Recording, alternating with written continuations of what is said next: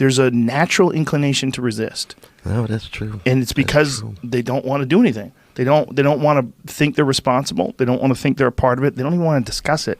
Even discussing it, you feel resistance. They will in a state of denial. Yes. Trying to avoid and trying to evade. No, that's very real. That's very real.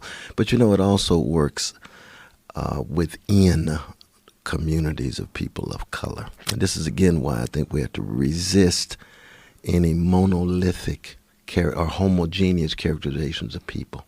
You see, so that anytime you talk about white supremacy, you've got the John Browns, and Mary Ellen Pleasant, who was a black woman who was worth $347 million in the 1840s. Whoa! She's called the mother of human rights in California. What did she do? She married a rich white brother and he died on her. So she ended up with millions of dollars. First thing she did, she gave John Brown $1 million. Wow. John Brown had a note didn't even notice it. From her in his pocket when Wow. he was at Harper's Ferry. That's how he survived. Wow. You see, now John Brown was killing innocent people. I think that's wrong. I don't believe in innocent people no matter who they are, no matter what color. But at the same time, John Brown had a love of black people much deeper than many black people have of themselves, because he was willing to die for black people.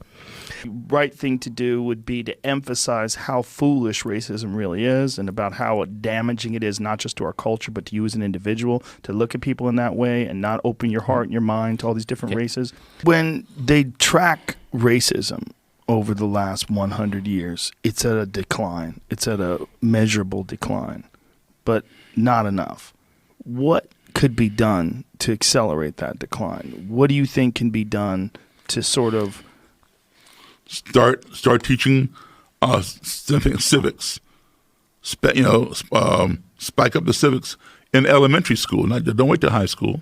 By civics, what do you mean exactly? Our country is so diverse now. We need to learn about the history of everybody in our country and everybody's contributions to making this a great country. White, black, Hispanic, women, whatever.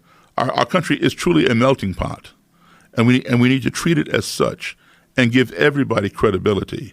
So, this person, looks different than me, but he contributed something that I need. I look different than him, but I contribute something that he needs. Yeah. That kind of thing. So we have more mutual respect for one another. The older generations are going to die out, but we have to stop them from proliferating their BS to these younger generations, and we do this in schools. Right. You got to see all these different cultures, and you got to see all these different styles of life that these people live in, and you kind of like put it all together, and it just gives you. I think it's one of the best things about traveling is that it gives you this more rounded perspective. Like if you lived in Italy, you'd be like one of these people. This is how they live. They live like this. If you lived in Dublin, you'd be like this. Yeah. This is their style of living.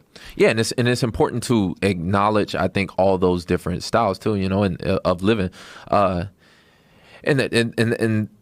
I think if you really want to cure racism in America and all that, and it's just being open about it and just talking, and people understanding other people's upbringings and what they went through and what they do, because that makes you understand it more. If you try and just shun it away, or just say, if you even bring up the word black or white or thing, then people get right. You can kind of see it sometimes. People get tense, and it's just just be honest about it and just be open about it, and that will make it go away. It's not shun it and it'll Some go away. people don't want to be uncomfortable. They don't want to talk about uncomfortable shit. So if something comes up that's as a black man, you're like, oh, here we go. Yeah. Here we go. I didn't do it, okay? I never had a slave, okay? And then, and you're like, oh, all right, man. You're just super uncomfortable with being uncomfortable. Yeah, it's what for? I think that makes you more the asshole there. Well, if you're talking to a human being, if you really want to have a conversation with them, you want to know their actual experience. Yeah. And if their experience is as a Puerto Rican that came from Puerto Rico that feels a lot of Puerto Ricans feel super disconnected with the United States because they're not really United States citizens, but they are. Yeah. It's like a weird thing. It's kind of like it's not really a state, but it's sort of protected by the United States, and so they're disconnected. And there's on the East Coast, growing up with Puerto Ricans, they have a weird alienation, and that's If you don't want to talk to them and you don't want to hear about that from them, that's fine. But you're just going to miss out on that part of what life is for them. You're never going to get it. Yeah, and all the things that they bring to it, and you know, the food that they bring, the different arts. Yep. You know what I mean? The different styles of fighting that they bring, the different dances, like everything about the culture, you're gonna miss if you try and just, you know, shy away from it. It's hard to imagine that still goes on today, right? But then when you hear about your dad and that your dad went to college in a place where he couldn't eat at the same places as white people, you're like, what? On campus? On campus, yeah. On campus? In his lifetime. It's changing. It's getting better. Right? That doesn't exist today. And this is what I don't like. And some black people, I don't want to say just black people, but some black people, when they go, you know, my dad hears this and he always gets mad about it. He goes, when some black people go, it's no better than it was way back in the day. But that goes, excuse me? You're 25 years old saying that? Right. I went through the shit. Right. It is a lot better. It's a lot better. I'm in my house. I can go to any restaurant I want. Right. You know, and that's the interracial relationship doesn't mean anything anymore. No, I mean, to it most doesn't. people. To most people. Most people don't care at all. And that's the whole thing, is that my dad is like, some black people discredit the whole journey because they try to just say, it's just like it was before. No. Well, have you ever read it? Are we becoming too fragile when it comes to our race, like black folk? Like I say, yeah, some people are racist and some people are perceptionists. You know what that means? No. The perception is, the perception in America was the white man, Donald Trump, can be president. The woman can't do it. Perception. Doesn't mean that if you vote for Donald Trump that you're racist. I don't think everybody's racist, because that was a big thing. Sometimes it's perception. I'll make it clear. Okay. I do a joke in front of all black people. And I said, black people are very interesting people because we deal with racism and perceptionism. I said, because we're very nervous flyers, right? We don't like to get on planes. First thing we do when we get on the plane, we see who's flying this motherfucker. We look in the cockpit. If we look and see a black guy, we will stop and go, hey, how long you been flying, bro? You got your hours with you? And it was the perception. And don't let a woman sit next to him. Oh, shit, we good? It could be a bright, sunny day. It's like, how's the weather? Oh, we're good. And then as you're sitting in that seat, anytime you hit a bump, my brother, we straight? Same situation. You go in the cockpit, you see that white guy with that salt and pepper hair and those aviators and his forearm hair like this, and it's storming outside. Shit, fly this shit through a hurricane. So it's the perception that we have to talk about sometime. Does that make sense? Oh, it definitely makes sense. Yeah. Racism sucks. And the way to stop racism is be a good person. Yeah. Like, the more good people we have, they will inspire more good people. We will all realize that racism is fucking stupid, and we should treat people as individuals always, whether it's by gender, by sexual preferences, origin of your ancestors. I don't care.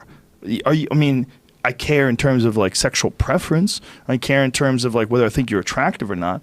I care in terms of like whether I decide, there's some people that want to hang out with really loud people. There's some people that want to hang out with people that are like more demure, or some people that are more introspective.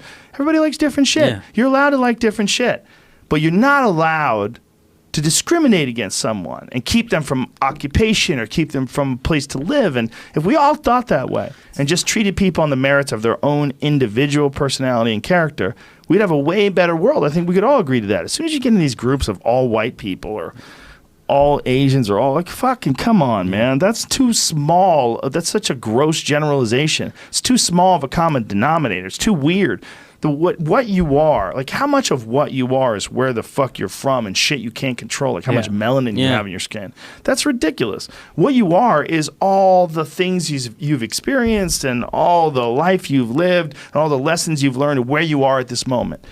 Yeah. They're sneaking up on us. Yeah. Electronics and cars, which is also, it's also a creation, a mechanical creation, and now more than ever, they're driving computers. Yeah, man. It's true. What I'm trying to say is Ted Kaczynski was right. Oh, my God. We all know that. He was right. Did you ever read his manifesto? No, I'm scared it's catchy. Yeah, man. It's so